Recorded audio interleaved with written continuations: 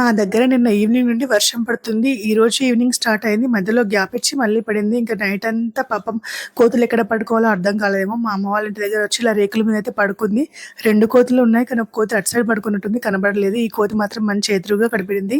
ఎంత బాగా పడుకుందో చూడండి. సేమ్ మనుషుల్లాగానే, మనుషులైతే ఏ విధంగా కూర్చొని కురుకుతారో అదే విధంగా ఈ కోతి కూడా కురుకుతుంది. చాలాసేపు నేను వీడియో తీశాను. ఇది ఊడుస్తూ ఉంటే సౌండ్కి లేచి ఏంటి ఎవరొచ్చారా అన్నట్టు చూస్తుంది. దాన్ని మేము చేస్తామని భయంతో అసలు చూస్తూ అబ్జర్వ్ చేస్తూనే ఉంది, పడుకోవట్లేదు. ఇంకా చివరికి మేమందరం లేసాక ఒక 40 మినిట్స్కి ఆ కోతి వెళ్ళిపోయింది. పాపం వర్షం పడుతుంటే అవి మాత్రం ఎక్కడ పడుకుంటాయి, కష్టమే కదా ఇలాంటి వాటికి. మీ దగ్గర కూడా షెల్టర్ ఇవ్వండి, కానీ ఏమనుకోకుండా చూసుకోండి. Thank you for watching. Subscribe చేయండి, లైక్ చేయండి. ఈ వీడియో కూడా నేను జూమ్లో చూస్తుంటే నన్ను ఇలా చూస్తుంది, బట్ ఏం అనలేదులే కోతి మాత్రం.